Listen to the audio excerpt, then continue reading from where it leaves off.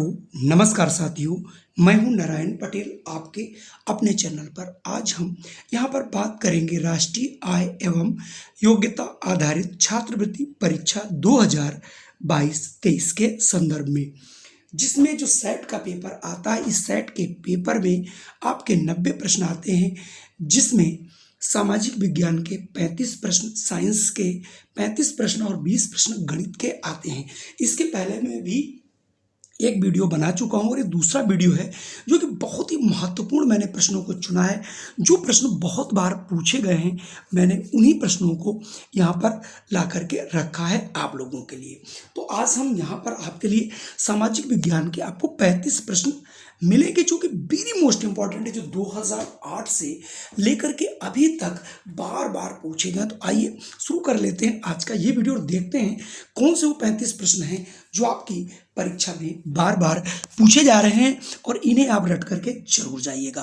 तो देखिए, सबसे पहला प्रश्न है अर्थशास्त्र संबंधित, यानी अर्थशास्त्र की जो बुक है, पहली बात तो किसने लिखी? तो चाणक्य ने लिखी थी। इसका जो विषय है, यानी ये किस के बारे में, ये समाजशास्त्र को बताती है, राजनीति शास्त्र को बताती है, या शिक्षा शास्त्र के बारे में लिखा इन्होंने, या फिर इतिहास के? तो मैं आपको बता दूं, ये राजनीति शास्त्र के बारे में बताती है और इसका आंसर शायद आपको जरूर पता होगा। चलिए बढ़ते हैं अगले प्रश्न पर। अगला आपके सामने जो प्रश्न है वो है, विश्व में सबसे प्राचीन जोता गया खेत कहाँ है? यानी कहाँ था या कहाँ मिला, यानी खेती जो हो रही, तो सबसे पहले यहाँ पर 4 स्थान दिए गए हैं, हड़प्पा में, या कालीबंगा में, रोपड़ में, या फिर रंगपुर में। तो जो जुती हुआ खेत, आप इसका आंसर मुझे जरूर करिएगा अगर आता है। नहीं आता है तो अगर आप आंसर इसका बी करते हैं तो आपका आंसर बिल्कुल सही है। बात करता हूं, अगला प्रश्न पूछा जा रहा है पुरी, यानी जो उड़ीसा का मंदिर है पुरी, बेहद प्रसिद्ध है, ये किस शैली का है, यानी किस शैली में बना है? तो बेसर शैली, नागर शैली, गंधार शैली, या फिर द्रविड़ शैली? तो इसमें से अगर आपने इसका भी आंसर बी चुना है, नागर शैली, तो आपका आंसर बिल्कुल सही है। अगला प्रश्न भी बेहद मोस्ट इंपॉर्टेंट है, बहुत बार पूछा जा चुका है। तराइन का प्रथम युद्ध 1191 ई किसके मध्य लड़ा गया, यानी कौन से 2 व्यक्ति थे जिनके बीच में ये लड़ा गया? मोहम्मद शाह एवं भीम, मोहम्मद गोरी और पृथ्वीराज तृतीय, मोहम्मद गोरी और जयसिंह, मोहम्मद और अजयपाल? अगर आपने इसका आंसर पुनः अगर बी चुना है तो आपका आंसर बिल्कुल सही है, मोहम्मद गोरी और पृथ्वीराज तृतीय, जिन्हें हम लोग पृथ्वीराज चौहान भी कहते हैं। चलिए बढ़ते हैं अगले प्रश्न पर। अगला प्रश्न वेरी मोस्ट इंपॉर्टेंट है। टोडरमल विशेषज्ञ था, यानी किस चीज का? भू राजस्व, व्यापार, धर्म, या फिर शिक्षा? और अगर आपने टोडरमल जो है ये भू राजस्व से संबंधित थे, इसलिए यहाँ पर आंसर ए सही होगा। अगला प्रश्न है पानीपत का द्वितीय युद्ध कब हुआ? अगर आपको याद है तो अच्छी बात है, नहीं याद है तो फिर दिक्कत होगा। आपको जितने भी युद्ध आपकी बुक में दिए गए हैं या फिर अन्य कोई बुक जो आप कंपटीशन की खरीदे हैं, वहाँ से जरूर याद करना है। 1526, 1550, 1556 या फिर 1561। यहाँ पर द्वितीय की पूछा जा रहा है, तो ये हुआ था 1556 में। तो यहाँ से आंसर हो जाएगा सी। अगला प्रश्न है, सर टॉमस रो किसके दरबार में राजदूत बनकर आया था? अकबर के, हुमायूं, जहांगीर, या फिर शाहजहां? यहाँ पर अगर आपने आंसर चुना है सी तो आपका आंसर बिल्कुल सही है, यानी शाहजहां। अगला प्रश्न है, मुस्लिम लीग की स्थापना कब हुई? 1905, 1906, 1908, या फिर 1909 में? तो अगर आपका आंसर है बी 1906 तो आपका आंसर बिल्कुल सही है। वेरी मोस्ट इंपॉर्टेंट प्रश्न है, इन्हें आप बिल्कुल रट लीजिए। भारत स्वतंत्र हुआ 14 अगस्त 1947, 15 अगस्त 1947, 15 अगस्त 1948, 15 अगस्त 16 अगस्त 1947। तो भारत जो है आज़ाद हुआ था 14 अगस्त 1947। और कभी कभी पूछ लेता है पाकिस्तान कब स्वतंत्र हुआ, तो एक दिन पहले 14 अगस्त 1947। अगला प्रश्न है, राजा रणजीत सिंह की राजधानी कौन सी थी? लाहौर, अफगानिस्तान, कश्मीर, या फिर पटियाला? तो यहाँ पर अगर आपने इसका भी आंसर चुना है ए लाहौर तो आप बिल्कुल सही हैं। चलिए बढ़ते हैं अगले प्रश्न पर। अब प्रश्न इस प्रकार के भी आने लगे हैं जिसमें आपको काफ़ी कठिन प्रश्न मिलेंगे। सुमेलित कीजिए, सूची 1 और सूची 2 में मिलाना है। जैसे झांसी, तो झांसी का संबंध है किससे? रानी लक्ष्मीबाई से, आपको पता होगा। तो 1 का 2 देखिए ए में ही सही, बाकी किसी में है ही नहीं। इसका मतलब बिहार जो है वो आपका एक यानी कुंवर सिंह से सही होगा। कानपुर जो है आपका, कानपुर में देखिए जो आपका ऑप्शन दिया गया सी वाला वो तीसरे यानी नाना साहब से, और लखनऊ यानी अवध का संबंध हजरत महल से है। तो यहाँ से ऑप्शन ए से वो इस प्रकार के भी प्रश्न पूछे जाते हैं। तो आप लोग इस प्रकार के भी प्रश्नों के लिए तैयार रहिए। अगला प्रश्न है सत्यार्थ प्रकाश पुस्तक किसने लिखी, यानी सत्यार्थ जो प्रकाश पुस्तक है वो किसकी है? विवेकानंद, बाल गंगाधर तिलक, दयानंद सरस्वती या फिर लाला लाजपत राय। अगर आपका आंसर है सी दयानंद सरस्वती तो आपका आंसर बिल्कुल सही है। चलिए बढ़ते हैं अगले प्रश्न पर। अगला प्रश्न है भूगोल का जनक किसे माना जाता है?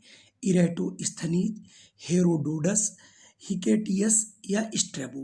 तो सही अगर आपने पढ़ा है तो इसका आंसर होगा सी हिकेटियस। ठीक है। अगला पूछा जा रहा है कौन सा नीला ग्रह कहलाता है? बहुत बार पूछा गया, मंगल, शनि, पृथ्वी या फिर शुक्र, यानी जिस पर जीवन है उसको हम लोग नीला यानी ब्लू प्लैनेट के नाम से जानते हैं, अर्थात हम बात कर रहे हैं पृथ्वी की, यानी ऑप्शन सी की। अगला प्रश्न वेरी मोस्ट इंपॉर्टेंट है, बहुत बार पूछा जा चुका है कि पूरी पृथ्वी पर रात और दिन कब बराबर होते हैं? 21 मार्च एवं 23 सितंबर को, 21 जून और 21 अक्टूबर को, 21 अगस्त एवं 25 नवंबर को, 21 अक्टूबर एवं 25 दिसंबर को। तो आपको यहाँ से बताना रात और दिन बराबर कब होता है। तो वो दो तिथियां हैं, 21 मार्च के बाद 6 महीना जोड़ देंगे और उसमें 2 दिन बढ़ा देंगे तो 23 सितंबर, यानी ए वाला आंसर बिल्कुल सही है। अगला प्रश्न है मानचित्र में नीले रंग का इस्तेमाल किसे दिखाने के लिए किया जाता है? जो आपने देखा होगा मानचित्र होता है उसमें जो नीला रंग होता है सबसे अधिक दिखाई पड़ता है जब हम वर्ल्ड का मैप देखते हैं। तो ये किस चीज को दर्शाता है? जलाशय को, पर्वत को, मैदानों को या फिर सड़क को? और इसका आंसर अगर आप लगाते हैं जलाशय तो आपका आंसर बिल्कुल सही है। अगला यहाँ से प्रश्न पूछा जा रहा है विश्व का सबसे बड़ा महाद्वीप है यूरोप, अफ्रीका, उत्तरी अमेरिका या फिर एशिया? और आपको पता होना चाहिए सबसे जो बड़ा हमारा महाद्वीप है वो है एशिया। तो यहाँ से ऑप्शन डी वाला बिल्कुल सही होगा। चलिए बढ़ते हैं अगले प्रश्न पर। अगला प्रश्न भी भूगोल से है। सक्रिय ज्वालामुखी का उदाहरण है एटेना, कोह सुल्तान, माउंट पोपा या फिर फ्यूजियामा। तो अगर आपका आंसर है एटिना तो आपका आंसर बिल्कुल सही है। आप लोग इन्हें जरूर देख के पढ़िएगा। अगला है भारत का क्षेत्रफल कितना है? 32,87,263 है। तो यहाँ पर देखिए 32 दशमलव जो भी लिखा होगा लाख वर्ग किलोमीटर में वो आंसर सही होगा। तो यहाँ से आंसर देखिए आपका सी सही होगा, 32,87,263 मैंने बहुत पहले पढ़ा था। अगला प्रश्न है कोडरमा नामक स्थान किस लिए प्रसिद्ध है? कोडरमा में कौन चीज है? तांबा के लिए है, सोना के लिए है, अभ्रक के लिए है या फिर आपका चांदी के लिए? तो यह है अभ्रक के लिए, जो कि भारत पूरे विश्व में सबसे अधिक उत्पादन करता है। अगला प्रश्न है सलाल जल विद्युत परियोजना कहाँ है? कर्नाटक में, उत्तराखंड में, असम में या फिर जम्मू कश्मीर में? और इसका अगर आपने आंसर चुना है डी जम्मू कश्मीर तो आपका आंसर बिल्कुल सही है। अगला प्रश्न बेहद इंपॉर्टेंट है। निम्नलिखित में से कौन वृक्षारोपण फसल है? चावल, मक्का, गेहूं या फिर चाय? तो आपको मालूम है ये तो सभी हमारी फसलें ही हैं, लेकिन जो चाय है ये बागवानी की जाती है तो ये वृक्षारोपण से, तो इसका मतलब यहाँ से आंसर हो जाएगा डी अर्थात चाय। चलिए बढ़ते हैं अगले प्रश्न पर। अगला प्रश्न है सहारा किस प्रकार का रेगिस्तान है? मृदु, गर्म, ठंडा या फिर इनमें से कोई नहीं? तो जो हमारा ये सहारा मरुस्थल है विश्व का सबसे बड़ा, तो ये आपका है गर्म प्रवृत्ति। ठीक है, तो यहाँ से ऑप्शन बी सही होगा। अगला प्रश्न बहुत इंपॉर्टेंट है। मेरिनो प्रजाति है किसकी? मछली की, हाथी की, भेड़ की या फिर गाय की? तो जो मेरिनो है ये एक भेड़ की प्रजाति है। चलिए बढ़ते हैं अगले प्रश्न पर। अब यहाँ से आपके संविधान के प्रश्न शुरू हो जाएंगे। अगला हमारा प्रश्न पूछ रहा है, निम्नलिखित में से कौन भारत के प्रधानमंत्री की नियुक्ति करता है, यानी प्रधानमंत्री की नियुक्ति कौन करता है, भारत के राष्ट्रपति, भारत के मुख्य चुनाव आयुक्त, भारत के मुख्य न्यायाधीश या फिर भारत के नियंत्रक एवं महालेखा परीक्षक।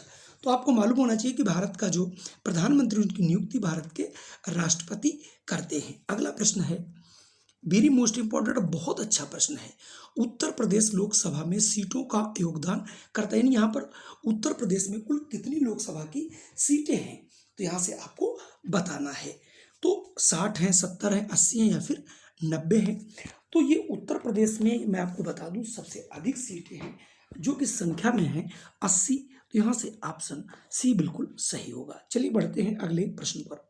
मोस्ट इंपॉर्टेंट प्रश्न, कई बार पूछा गया, पहली महिला लोकसभा अध्यक्ष, यानी पहली कौन सी वो महिला है जो लोकसभा अध्यक्ष बनी, सुषमा स्वराज, मीरा कुमार, प्रतिभा पाटिल या सुमित्रा महाजन। और अगर आपका आंसर चुनते हैं बी, मीरा कुमार, तो आपका आंसर बिल्कुल सही है। अगला है, उत्तर प्रदेश का राजकीय पुष्प कौन सा है, गुलाब, गेंदा, चमेली या फिर प्लास। तो यहाँ से आपको बता देना है, और अगर आपने आंसर चुना है प्लास तो आपका आंसर बिल्कुल सही, जिसे हम लोग टेसू भी कहते हैं।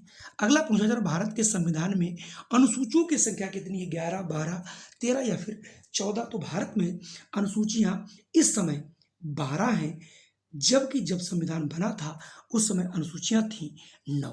तो आपका यहाँ से आंसर 12 वाला सही होगा, अर्थात बी वाला सही होगा। अगला है, प्रारूप समिति के अध्यक्ष कौन थे, बी आर अम्बेडकर, जवाहरलाल नेहरू, वल्लभ भाई पटेल या फिर के एम मुंशी। आपको मालूम होना, ड्राफ्ट कमेटी जो थी इसके जो अध्यक्ष थे वो थे डॉक्टर भीमराव अम्बेडकर जी। तो यहाँ से ऑप्शन ए सही होगा। अगला हमारा जो प्रश्न है, मूल अधिकारों की संख्या कितनी है। तो जो मूल अधिकार है उसके बारे में आपको बताना है। तो जो मूल अधिकार हैं वो संख्या में इस समय 6 हैं, जबकि पहले संख्या में 7 हुआ करते थे, जिसमें से संपत्ति का अधिकार हटा दिया गया, तब से ये 6 संख्या में है। अगला प्रश्न भी संविधान से वेरी मोस्ट इंपॉर्टेंट, राज्यपाल पद पर नियुक्ति हेतु न्यूनतम आयु क्या है, 18 वर्ष, 25 वर्ष, 50 वर्ष या फिर 35 वर्ष। तो 35 वर्ष जो है राज्यपाल की मिनिमम आयु है, जो कि चुना जाने के लिए, यही राष्ट्रपति की भी है, यही उपराष्ट्रपति की भी है। अगला है, भारत का राष्ट्रीय पक्षी, नहीं सॉरी, उत्तर प्रदेश का राष्ट्रीय पक्षी क्या है। सभी को मालूम होगा कि मयूर, सारस, चील या फिर गिद्ध। मैं आपको बता दूं, सबसे जो ऊंचा इस समय जानवर है यहाँ पर जिसमें लिखे गए हैं सारस। तो सारस जो है ये उत्तर प्रदेश का राजकीय का जो है पक्षी है। अगला प्रश्न है, राष्ट्रगान के गायन में कितना समय लगता है, 50 सेकंड, 51 सेकंड, 52 सेकंड या फिर 53 सेकंड। तो जो राष्ट्रगान हमारा गाया जाता है उसमें समय लगता है 52 सेकंड। ठीक है, तो यहाँ से ऑप्शन सी सही होगा। अगला प्रश्न भी बेहद इंपॉर्टेंट, बहुत बार पूछा गया है कि राष्ट्रपति लोकसभा में एंग्लो इंडियन समुदाय के कितने व्यक्तियों को मनोनीत कर सकता है, अगर उनका प्रतिनिधित्व चुन करके नहीं आए हैं तो। 1, 2, 3 या फिर 4। ये सदैव से नियुक्त किए जाते हैं, कोई अगर चुन के आता तो नहीं। तो यहाँ पर इनकी संख्या है 2। तो यहाँ से ऑप्शन बी वाला बिल्कुल सही होगा। कुल मिला के ये थे आज के हमारे 35 प्रश्न, जो कि आपके सामाजिक विज्ञान के थे, सोशल साइंस के थे। शायद आपको जरूर पसंद आए होंगे। आपको इसी प्रकार के प्रश्न तैयार करने हैं। जय हिंद, वंदे मातरम। फिर मिलता हूँ नई वीडियो के साथ।